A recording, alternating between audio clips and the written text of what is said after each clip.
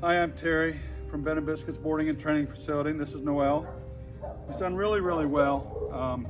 He does kind of push buttons sometimes and try to see what he can get away with, which I know is what you were having a problem with at home with him also. But he's very, very smart. He learns very fast. It's just that I'm using this prong collar. I'm gonna give that to you when you come in, and really, really, really recommend when you take him home, when you're training with him once or twice a day, whatever you can do, short sessions, but you can do it twice a day or more, but do short, only like 10, 15 minutes tops, and then end it on a good note. And if you go 30 minutes, even 20 minutes, 30 minutes, 40 minutes, you're gonna notice he's gonna lose interest. And when you go to get the leash and the collar next time, he's not gonna be that interested in doing it because he's gonna get tired of it. So short sessions, but more of them. Through all these exercises, I've got him on a real short leash. It's only about 4 foot. You can do a 4-foot leash or a 6-foot leash. Use this prong collar only when you're training. Do not leave it on him. It's a type of choker, so if he gets hooked on a doorknob or a gate latch or tree limb, it can choke him. Let me see. All these exercises, he will be at my left side.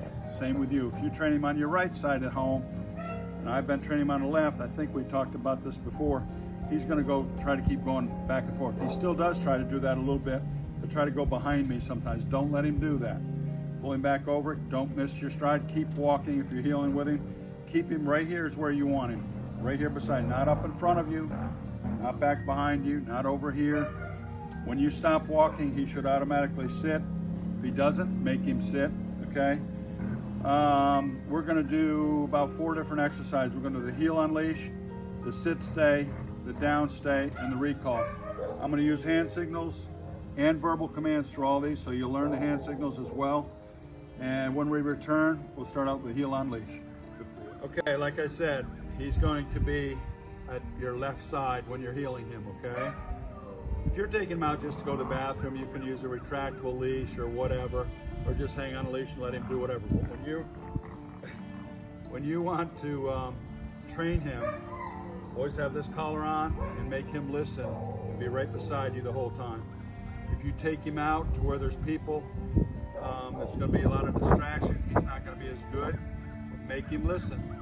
That's when he's going to be at his worst, when there's distraction. So make him listen. The person wants to come up and pet him, don't wait just a minute. Put him in a sit. The hand signal to sit is bring your hand up like this. He knows what that means. I tell him to sit as well as give him a hand signal every single time, and he knows. Then you can tell the person, okay, come up, and you can pet him. He's probably going to try to pop up, but I would put him back in a sit. He'll eventually learn. For the person to be able to come up and see him, which is what he's going to want, he's so friendly, he has to be sitting and behaving himself, not jumping all over you and them, and nobody likes that, okay? All right, so what we're going to do, I got him at the left side, and he wants to shake paws, yes. But we're going to do the heel on leash. I'm just going to take off walking where I want to walk, okay? Don't let him walk you, you walk him. So you look where you want to go, make him go there. Don't you let him pull you in a direction he wants to go, okay?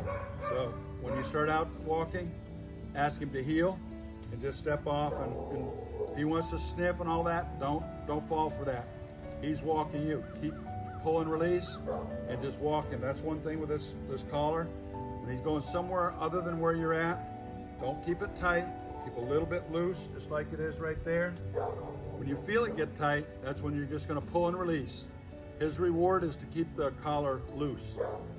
Correction is pull and release, where it real quick makes a correction in his neck, and it will make him listen. And then when he stops, when you stop walking, right turn, left turn, about turn, you'll see how he does. You ready, boy? Okay, heel. Good boy. When you stop walking, he automatically sits. He should be facing this way, but he did sit, so that's good enough. Heel. Good boy. Again, when you stop walking, if he doesn't sit like that, he's distracted at a car. Sit. Exercise finished and praise your dog. Okay, this is gonna be Noel's sit stay. Again, he's at your left side. Hand signal to sit. Pull your hand up like that, tell him to sit. The next hand signal you need to know is stay. You're gonna put your hand in his face and tell him to stay. Tell him like you mean it. Because when you back up like this to go to the end of your leash, he's gonna try to follow you. If he does, put him right back to where he was, start over. And so sit, stay, stay, all the way till you're all the way back to the end of your leash. Might be smart to start out with a 4-foot leash. Then eventually you can go to 6 foot. Eventually you can do it without a leash, but that's down the road. Don't try to rush it. Let's see how he does. When you do get out to your leash, end of your leash, you're gonna turn and face him. Only stay there for about 2 or 3 seconds. Come all the way back, tell him to stay, reinforce the word stay.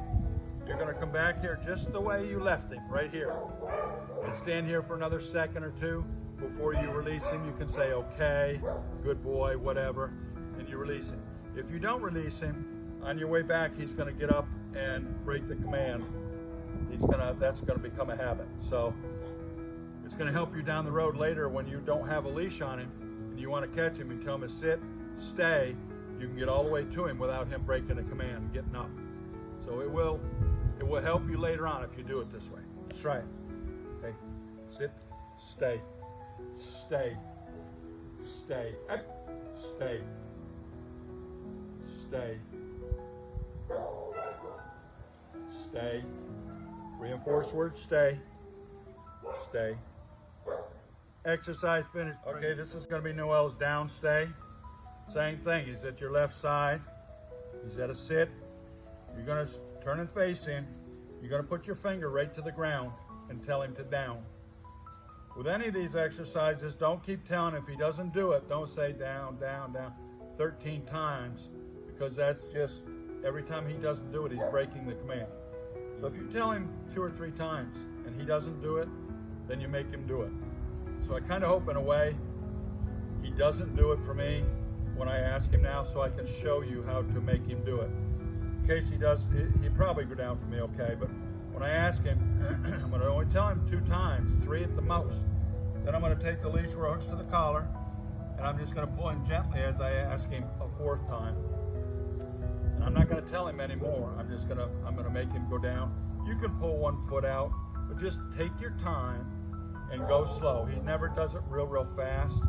Take your time, have patience, and he'll go down. Once he starts doing it, it's a really good exercise for him to do it, because it shows him that you're the most dominant, and it's the most submissive state for a dog to lay down for you. So it really helps you in the dominance part for you to be able to do this with him. Okay, ready? Hey. So you always start from a sit. You're gonna turn and face him. Down. Down. Okay, didn't do it. So I'm taking him right by the collar. Down.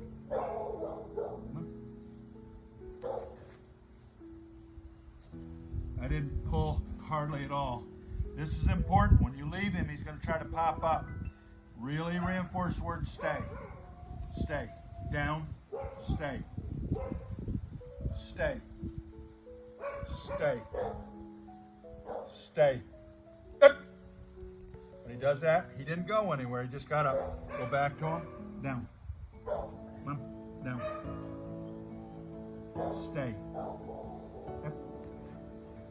Stay. Stay. Stay.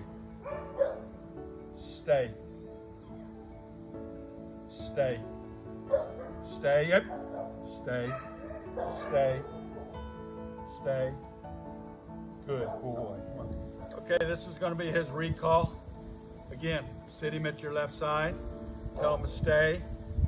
Reinforce the word stay as you walk all the way out to the end of your leash. Okay? And as you're facing him, the next hand signal is bring your hand to your chest and tell him to come. I usually use his name, and tell him to come.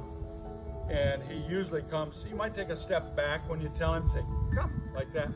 And he'll come right to you. Usually he sits very well. That's what you want him to do. When you call him, tell him come, you want him to come to you, and you want him to sit right in front of you.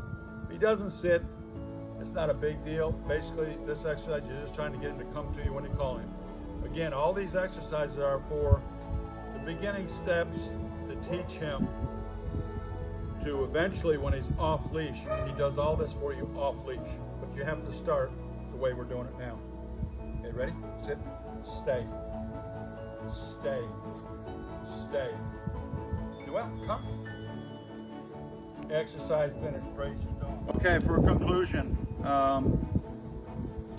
he's done really, really well, but he's smart, and if he thinks he can,